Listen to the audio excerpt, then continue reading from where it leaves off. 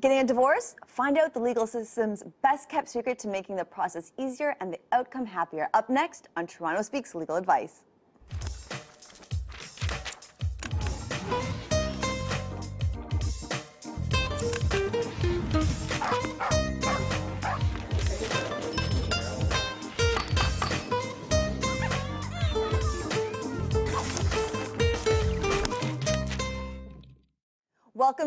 Welcome to Toronto Speaks Legal Advice. I'm your host, Natalka Falcomer. Tonight, our topic is family law. Answering your questions tonight will be my guest, Andrew Feldstein, family lawyer and managing partner at the Feldstein Family Law Group. Thank you so much for coming on today, Andrew. And I'm actually particularly excited to have you on because you are an advocate of something that I'm always pushing for. In a way, bringing justice to everybody, and particularly the family legal realm or the family law realm, because that is something that touches almost everybody. And one thing I always like my guests to do, I love putting them on the spot this way.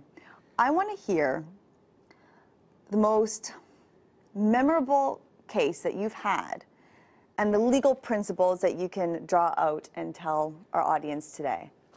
Well, there's a few different type of cases. Some I can talk about and some I can't talk about for confidentiality reasons. Absolutely. But for example, one of them, and I'll give you an example of a case with a child where I was examining the mother, and the mother did not want to let that child spend even an overnight with the father.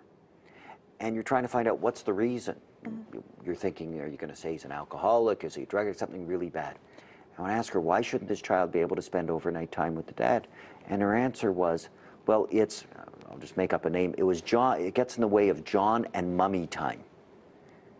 And I saw the reaction you had, because when I asked that question and I heard that answer, my mouth also dropped open. Here was someone saying that her time with her child was more important than the child having basically any type of relationship with the father. See, and that goes to show how difficult family law is, because something we're sort of discussing before we started, emotions sometimes blind how the actual justice system works. You know, and I'm hoping to help today and remove that blindness, if you will, by having people call in and answer some questions today for them. But you find that very frequently in the family law realm. Now, from that principle, what did you learn from that fact scenario? Well, the key principle is you have to realize as a lawyer there are some people that you can persuade and deal with reasonably, and especially if they have a good lawyer, that lawyer will educate them that taking that position and that admission on the record is actually really going to be detrimental to their case, because from her perspective, I now have her saying, I'm more important than dad. Dad isn't relevant. The child's relationship, and it's the child's right to see dad, isn't relevant. It's all about mom. That's a great admission to help my case, and you're hoping that her lawyer will then say to her, you got to produce the child. The child needs to have a relationship with the dad. Absolutely. And of course, to our viewers at home, Andrew's here to take your answers, or take your questions rather, so please feel free to call in.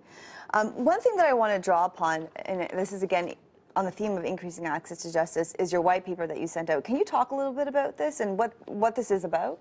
Well, it's a concept of us trying to explain what are some of the problems, what are some of the delays, why there is so much cost in family law, and trying to come up with creative solutions. On our website, it's timeforjustice.ca, we are actually asking the public for input. We want to get different people's ideas, and we want to try and advocate on behalf of that, as well as in further editions of the white paper, we're going to put forward some of our suggestions of how to improve access to justice. Because in my view, one of the most difficult challenges is whenever you hear suggestions to improve access to justice, we hear the same things. More money, more money, more money for legal aid. But there's a reality. In Ontario, we're operating with very large deficits. Funding of legal aid is not a sexy election campaign type of topic that you're going to hear someone getting elected because they're going to fund legal aid. So if we're going to come up with suggestions, we have to come up with suggestions that works within the money that's there right now. And what were the most common suggestions that you found? Well, some of my ideas, one deals with what's called limited retainers, or unbundling of legal services, which is a concept that right now when we're hired, we generally speaking do everything for the client. And limited retainers or unbundling of legal services is a concept where you can hire us to help you with specific tasks. So if a client wants help drafting their court materials, we can do it. If they want help coaching them in drafting or going to court, we can do that. Or if the client just wants us to go to a court appearance, they can do that. That way their money can be spent more efficiently. Now, what I equate it to is the comprehensive, where they hire us for everything, is like going out and getting your Mercedes-Benz. It may be a very safe car in an accident, that if you're in an accident, you want a Benz. Right. But by the same token, if you can't afford a Benz, would you rather be in an accident in a good, safe car, or would you rather be riding a bicycle? Yes, absolutely. And doing it yourself may be like riding a bicycle and getting hit by a car, versus you're driving a good, safe car, and at least get some information, get some knowledge, and you may be able to get to resolution of your case that way. Well, I've seen this before, and I've actually received some emails previous to the show about parents that are representing themselves. I know this is a very broad question, but this is very often the case because people just can't afford legal advice as it stands, but I think that approach is excellent. What is the most common mistake you see people that are self-represented doing? The most common mistake? Well, I'm going to start by approaching it twofold. Number one, when you hire a lawyer, one of the things you're getting beyond legal representation is objectivity.